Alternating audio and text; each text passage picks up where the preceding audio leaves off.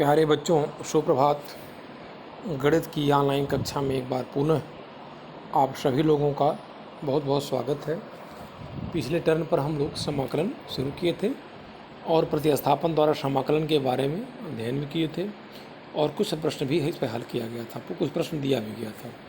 तो आप सभी लोग जो प्रश्नावली से संबंधित प्रश्न है आप निश्चित ही उसको सब हल करिए और नहीं आता है तो पूछिए। आगे इस आज के टर्न पर हम लोग देखिए यहाँ पर लिखा हुआ है समाकलन, कुछ विशिष्ट फलनों का समाकलन।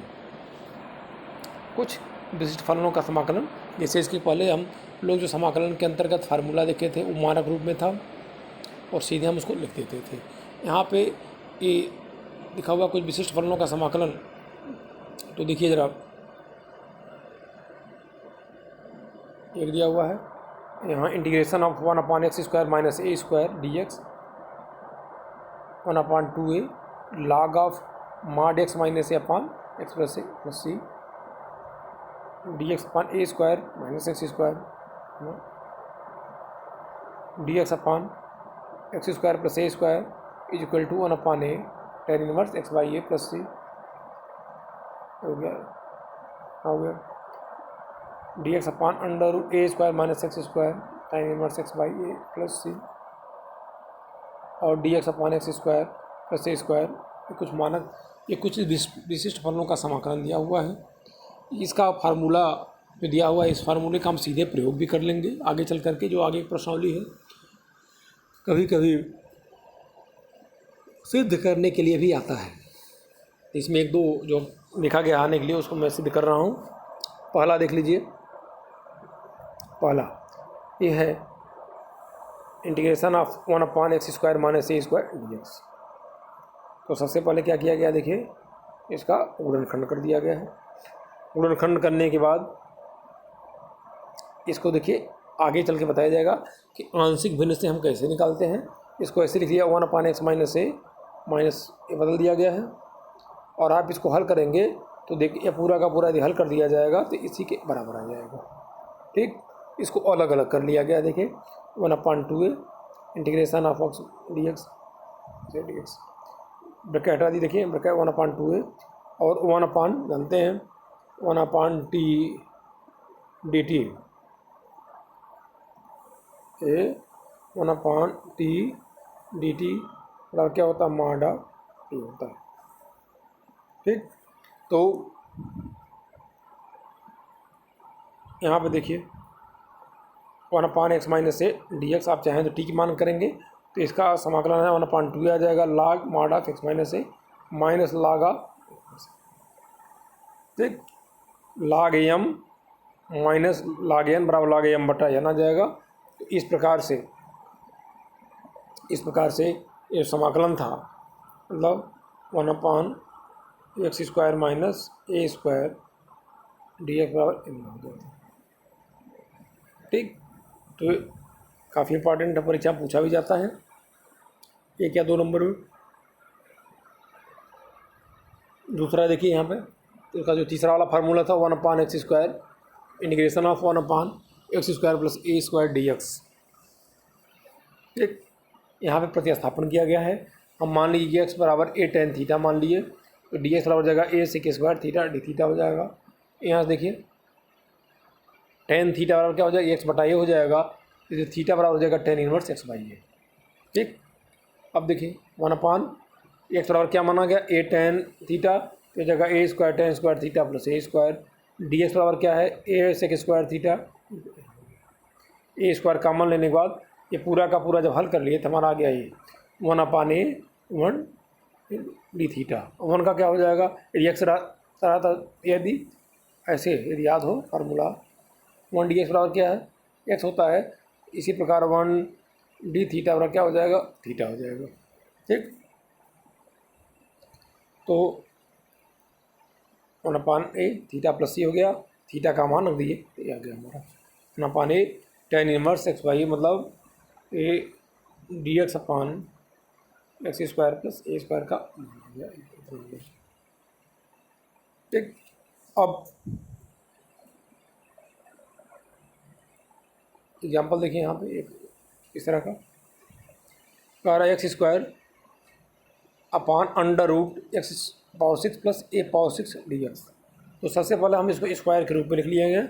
एक्स पावर 6 को लिखा जाता है एक्स क्यूब का होल स्क्वायर, ए पावर 6 को ए क्यूब का होल स्क्वायर, ऊपर क्या है एक्स स्क्वायर। हम मान लिए एक्स इस क्यूब, देखिए एक्स क्यूब बराबर टी मान लिए, दोनों पक्षों का अवकलन करेंगे तो होगा 3x square D x D T, x square D x बराबर हो गया डी टी बटा 3। तो एक्स स्क्वायर डी एक्स बराबर हो गया डी टी बटा 3 हो गया 1/3 हो गया। ये हो गया डी टी 1/√, टी स्क्वायर ए क्यूब का होल स्क्वायर। ठीक, अब ए इस रूप में आ गया, देखिए इस रूप में आ गया। ठीक, जहाँ एक्स है वहाँ क्या है टी है, और जहाँ ए है वहाँ ए क्यूब है। पीछे फार्मूला बताया गया है, उस फार्मूले का प्रयोग कर करके ये आ गया, और टी का मान रख देंगे तो आ जाएगा। ठीक, अब अगले तरह का समाकलन है, उसमें जो फार्मूला लिखे हैं ऊपर जो दिया गया था इसके पहले, उसमें 2 बताया गया है, बाकी आप चाहें तो हल कर सकते हैं, बाकी आप चाहेंगे तो हल कर सकते हैं। ठीक, अगला है यदि कोई भी समाकलन इस प्रकार का हो d x upon a x square plus b x plus c हो, मतलब नीचे जो लिखा हुआ है द्विघाती व्यंजक है जिसका गुणनखंड न हो सके, जिनका गुणनखंड न हो सके। ठीक, तो सबसे पहले देखिए करते क्या है, इस प्रकार का आता है तो हम सबसे पहले देखते हैं एक्स स्क्वायर का गुणांक क्या है। एक्स स्क्वायर का गुणांक कुछ भी रहेगा चिन्ह सहित, पॉजिटिव है तो कोई बात नहीं है, यदि एक्स स्क्वायर का गुणांक निगेटिव है तो आप निगेटिव से चाहें तो भाग दे दीजिए। तो सबसे पहले एक्स स्क्वायर का गुणांक 1 बनाते हैं, 1 बनाते हैं, मतलब जो भी रहेगा उससे हम भाग दे देंगे। बना दिए। 1 बनाने के लिए क्या करते हैं कि एक्स स्क्वायर का जो गुणांक दिया होता है उसको कॉमन ले लेते हैं। जब कॉमन ले लेंगे तो बाकी में क्या हो जाएगा, ए से एक्स स्क्वायर गुणांक से भाग हो जाएगा। देखते हैं यहाँ पे, देखिए ए कॉमन ले लिए थे, इस तरह के आ गया। ठीक, अब ये 1/a वो अचर पद है, बाहर आ जाएगा डी एक्स। अगला जो इम्पॉर्टेंट स्टेप क्या है, उसके बाद देखते हैं कि एक्स का गुणांक क्या है। एक्स का गुणांक क्या है, जैसे यहाँ पे क्या है b/a है। ठीक, एक्स का जो भी गुणांक रहेगा उसमें 2 से हम भाग दे देते हैं, ध्यान देना है। एक्स का जो भी गुणांक रहेगा उसमें 2 से भाग दे देंगे। जब b/a/2 कर लेंगे तो हमारा आ जाएगा b/2a। ठीक, तो कॉमन एक्स स्क्वायर का गुणांक 1 बनाने के बाद एक्स का जो भी गुणांक है उसका आधा कर लेते हैं, और जो आता है इसका वर्ग कर लेते हैं। जो b/2 आएगा इसका वर्ग करके एक बार जोड़ देते हैं और एक बार घटा देते हैं। देखिए b/2 का होल स्क्वायर जोड़ा गया है, घटाया गया है, बाकी कोई अंतर न कट करके फिर यही आ जाएगा। ठीक, जो जोड़ा गया है वर्ग करके जो जोड़ा गया है उसको एक्स स्क्वायर और एक्स के साथ लिख कर ऐसे लिख लेते हैं। देखिए ऐसे लिख लेते हैं, बाकी जो अचर पद आता है उसको एक साथ कर लेते हैं। ठीक, अब एक्स वाले पद को देखिए यहाँ पूर्ण वर्ग बना लेते हैं, पूर्ण वर्ग बना लेते हैं, अचर पद को भी लिख लेते हैं। ठीक, एक्स वाला पद पूर्ण वर्ग हो गया, दूसरे वाले पद को भी हम पूर्ण वर्ग के रूप में लिख लेते हैं। यदि वो 4/9 है तो क्या हो जाएगा, ये हो जाएगा 2/3 का स्क्वायर, पूर्ण वर्ग हो जाएगा। लेकिन मान लीजिए आ गया 3/4 आ गया, इसको पूर्ण वर्ग बनाने के रूप में क्या हो जाएगा, ये हो जाएगा कर्णिम 3/2 का होल स्क्वायर। मतलब हर हाल में हमको पूर्ण वर्ग बना के लिखना है। तो एक्स वाले पद को पूर्ण वर्ग बना लेते हैं, इसको अचर पद को पूर्ण वर्ग बना लेते हैं। उसके बाद क्या करते हैं, उसको टी, एक्स वाले पद को टी मान लेते हैं और इसको हल करके इस रूप में आता है, या तो x square minus T square के रूप में आएगा या x square plus T square के रूप में। ये सीधे हम मानक फार्मूला लगा करके या अभी जो उसके पहले विशिष्ट फलनों का समाकलन बताया गया है उस फार्मूले का प्रयोग करके हम समाकलन को हल करेंगे। जैसे देखा जाए, यहाँ देखिए एग्जाम्पल दिया हुआ है, इसी का समाकलन करना है। ठीक, एक्स स्क्वायर का गुणांक देखिए, इसका गुणनखंड नहीं हो सकता है। एक्स स्क्वायर का जो भी गुणांक है उसको कॉमन ले लिया गया, कॉमन लेंगे तो यहाँ पे देखिए 9 बाहर हो जाएगा, और बाकी बाकी में क्या करेंगे, 9 से भाग दे देंगे, 9 से भाग दे देंगे। ठीक, 1/9 आ जाएगा, बाहर आ जाएगा 6/9 को ऐसे लिखा जा सकता है। अब x का गुणांक कितना आ गया, 2/3, 2 से भाग दे देंगे, 2 2 कैंसिल हो जाएगा, 1/3, मतलब x के गुणांक में 2 से भाग देने कितना आ गया, 1/3। इसका हम वर्ग कर लेंगे, 1/3 का स्क्वायर कर लेंगे तो हो जाएगा 1/9। अब एक बार 1/9 जोड़ेंगे और एक बार घटा देंगे, यहाँ देखिए 1/3 का देखिए, और स्क्वायर जोड़ दिया गया, घटा दिया गया, कोई अंतर नहीं आएगा। अचर पद को एक साथ कर लेंगे और जो जोड़ा गया उसको x के साथ जोड़ करके पूर्ण वर्ग बना लेंगे। ये हो गया, ऐसे हो गया। यह किसका हो जाएगा, x + 1/3 का होल स्क्वायर हो जाएगा। 5/9 में से 1/9 चला जाएगा, 4/9 हो जाएगा पूर्ण वर्ग। इसको हम पूर्ण वर्ग के रूप में लिख लिए, देखिए। ठीक, अब x + 1/3 बार हमने t मान लिया तो dx बराबर क्या हो जाएगा, dt हो जाएगा। यहाँ 1/9 हो गया, यहाँ हो गया dt, t²। अब देखिए ये इस रूप में आ गया, क्या समाकलन इस रूप में आ गया। x की जगह क्या है, t है, a की जगह क्या है, 2/3, तो 1/a 1/9 हो गया, 1/a, a की जगह कितना है, 2/3 है, तो 1/2/3 हो गया। tan इनवर्स t/a का मान 2/3 हो गया। उसको हल कर लेंगे, अंतिम में क्या करेंगे, t का मान रख देंगे और ये आंसर हो जाएगा। ठीक, इस प्रकार से हम, यदि इस रूप में कोई समाकलन दिया हुआ हो तो इसको हम हल करेंगे। इसी प्रकार से इसी प्रकार से यदि वो कौणी में दिया हुआ हो, ऐसे दिया हुआ dx/√ax² + bx + c दिया हुआ हो, यहाँ भी वही काम करते हैं। हम x² के गुणांक को काम बाहर कर लेंगे या x² के गुणांक को 1 बनाएंगे। ठीक, उसके बाद हम जैसे इसके पहले वाले में किया गया है वैसे हम करेंगे। एक एग्जाम्पल के द्वारा देखा जाए, यहाँ देखिए लिखा हुआ है ऐसे, तो x² के गुणांक ऐसे लिख लिया गया, देखिए यहाँ ऐसे हो गया। अब ऑलरेडी यहाँ पे देखिए, यहाँ पे x² का गुणांक पहले से 1 है, इसका मतलब किसी से भाग देने की जरूरत नहीं है। यदि x² का गुणांक पहले से ही 1 होता है तो x का गुणांक देख लेते हैं। x का गुणांक कितना है, -1 है, उसका आधा कर लेंगे, -1/2 हो जाएगा, उसका वर्ग कर लेंगे, ये हो जाएगा 1/4। यहाँ वही चीज़ किया गया, देखिए जो गुणांक आया था उसका आधा करके वर्ग करके घटा दिया गया है और जोड़ दिया गया है। देखिए घटा दिया गया है और जोड़ दिया गया है। जो जोड़ा गया है देखिए, इसको एक साथ कर लिए हम, x² - x 1/4 और 3 में से 1/4 घटाएंगे तो गया 11/4।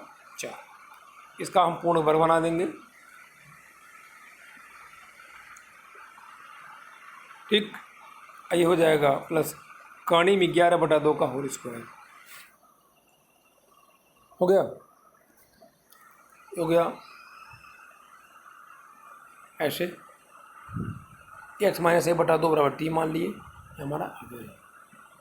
और अब ये देखिए 1/√x² + a² ऐसे आ रहा था dx, इसका फार्मूला लगा दी, हमारा ये आ गया, और x t का मान रख देंगे तो ये आ जाएगा।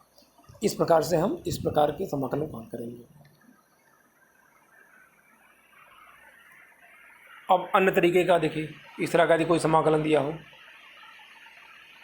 px ऊपर एक घाती है, नीचे द्विघाती है, नीचे वाले का गुणनखंड नहीं हो सकता है। यदि इस रूप में कोई समाकलन दिया हो, उसको हल करना हो, तो सबसे पहले इसका देखिए करते क्या है, इसके लिए अंश बराबर क्या होता है, a गुणे हर का अवकलन, a गुणे d/dx ऑफ हर लिखा हुआ है, प्लस b a और b क्या है, अचर पद है। तो सबसे पहले क्या करते हैं, अंश, इसे यहाँ देखिए, यहाँ अंश px + q है, ये हो गया px + q बराबर a, और इसका देखिए हर क्या है, ax² + bx + c है, इसका अवकलन कर देंगे और b कर देंगे, ये हो गया px + q। यहाँ हो गया, x वाला पद एक साथ कर लेते हैं, अचर पद एक साथ कर लेते हैं। उसके बाद दोनों पक्षों से x के गुणांक की तुलना तथा अचर पद के गुणांक की तुलना करके दो समीकरण बनाते हैं। वहाँ से हल करके कैपिटल A और कैपिटल B का मान निकाल लेते हैं। a और b का मान, यहाँ देखिए a और b का मान रख देंगे, तो जो आएगा ए और बी का मान रखने के बाद पी एक्स प्लस क्यू का जो मान आता है उसको यहाँ पे रख देते हैं, पी एक्स प्लस क्यू के स्थान पर रख करके उसको हल करते हैं। एग्जाम्पल के द्वारा देखा जाए, ये NCERT प्रश्नावली 7.4 का 18वां प्रश्न है। ये लिखा हुआ है ऐसे 5x-2 ऐसे, तो यह इसी रूप में है, देखिए इस रूप में है। तो हमने मान लिया 5x-2 बराबर ए डी बटा डी एक्स, हर कितना, हर इतना है, हर प्लस बी हो गया। अवकलन करेंगे आ जाएगा, हल करने के बाद देखिए ये हमारा आ गया 5x-2 6ax 2a plus B आ गया। ये करना है। अब क्या करते हैं कि दोनों पक्षों से x के गुणांकों तथा अचर पदों की तुलना कर लेते हैं। x का गुणांक देखिए, x का गुणांक कितना है, चिन्ह सही तुलना करेंगे 5, यहाँ x गुणांक का है 6a, तो 6a बराबर हो गया 5, a बराबर हो गया 5/6, यहाँ का निकल गया। यहाँ देखिए, यहाँ अचर पद क्या 2a प्लस बी, यहाँ -2, तो 2a प्लस बी बराबर हो गया -2, a का मान रख देंगे तो b का मान आ गया -11/3, तो a बराबर हो गया 5/6, अब b बराबर हो गया -11/3। अब देखिए यहाँ पे a और b का मान देखिए, तो 5x-2 बराबर इतना हो गया, ये और ये हो गया -11/3। ठीक, तो i की जगह पे हो गया, देखिए 5x-2 की जगह पे यह मान रख दिया गया है। इसको अलग अलग हम कर लिए, इसको अलग कर लिए, ये -11/3 इतना हो गया। पहले वाले को हमने क्या मान लिया, i1 मान लिया, और दूसरे वाले को हमने मान लिया i2, तो ये हो गया i1 माइनस i2। i1 का समाकलन निकालेंगे, i2 का समाकलन मिलाकर घटा देंगे। i1 बराबर इतना मान लिया गया, देखिए i1 इतना हो गया। अब क्या करेंगे, यहाँ पे देखिए 1 + 2x + 3x² बराबर t मान लेंगे, अवकलन करेंगे तो आ जाएगा, मतलब इसके जगह पे 5/6 अचर पद है वो बाहर हो जाएगा, और इसकी जगह क्या हो जाएगा dt, क्योंकि dt/t हो जाएगा। 5/6 हो गया log ऑफ मार t प्लस c1, एक अचर पद c1 जोड़ लेंगे, ये हो गया 5/6 log t का मान न करके i1 का मान निकल गया। इसी तरह से i2 बराबर कितना 11/3, ये चीज़ ठीक। अब देखिए यहाँ पे यह जो समाकलन है, जो सबसे पहले बताया गया dx/ax² plus bx plus c के रूप में, तो जैसे वहाँ पे हल किए हैं वैसे यहाँ पर भी हल करेंगे। यहाँ क्या है देखिए, 11/3 पहले से है, यहाँ x² का गुणांक क्या है 3 को कॉमन ले लिया गया है, क्योंकि x², यहाँ भाग दे देंगे 2/3x, यहाँ हो गया 1/3। अब x का गुणांक कितना है 2/3, 2/3 में जब 2 से भाग देंगे तो 2 कैंसिल हो जाएगा, 1/3 आ जाएगा, इसका वर्ग करेंगे तो 1/9 हो जाएगा। ठीक, तो x² प्लस 2/3, 1/9 जोड़ देंगे, 1/9 घटा देंगे, बाकी जो अचर पद है उसको लिख लेंगे। ठीक, यहाँ देखिए, यहाँ पे 11/3 गुणे 1/3 11/9 हो जाएगा। यहाँ ये वाला जो पद है यह x प्लस 1/3 का स्क्वायर है, और 1/3 में से 1/9 घटाएंगे तो आ जाएगा 1/3 माइनस 1/9, 9, ये हो गया 3 3 9 माइनस 1, ये हो गया 2/9, 2 है, ये हो गया 2/9। ठीक, आ जाएगा 2/9। 2/9 को पूर्ण वर्ग के रूप में कैसे लिखा सकता है, ये हो जाएगा कर्ण में 2/3 का स्क्वायर, देखिए कर्ण में 2/3 का स्क्वायर हो जाएगा। अब 11/9 देखिए 1/x² प्लस a² के रूप में है, तो 1/a का मान कितना हो जाएगा कर्ण में 2/3, 1/कर्ण में 2/3, tan इनवर्स हो गया, x की जगह पे हो जाएगा x/a प्लस c2, दूसरा एक अचर पर c2 जोड़ दिए, इसको हल करेंगे तो हमारा ही आ जाएगा मान। ठीक, अब i बराबर क्या था, i बराबर था i1 माइनस i2 था, i1 का मान रख देंगे, i2 का मान रख देंगे, तो यहाँ देखिए यहाँ आ रहा था यहाँ c1 और लास्ट में c2, तो c1 माइनस, देखो c1 भी अचर है, c2 भी अचर है, दोनों में से माइनस करेंगे तो जो आएगा वो अचर होगा, तो दोनों की जगह क्या रख दिया गया है, c रख दिया गया है। ठीक, तो यही आंसर होगा। तो इस प्रकार से यदि इस तरह का कोई समाकलन दिया हुआ हो तो आप हल करेंगे। अब प्रश्नावली 7.4 में 7.3 इसके पहले ही बताया गया है, आप सभी प्रश्न को हल करेंगे, जो नहीं आएगा बताया जाएगा। ठीक, तब तक के लिए धन्यवाद।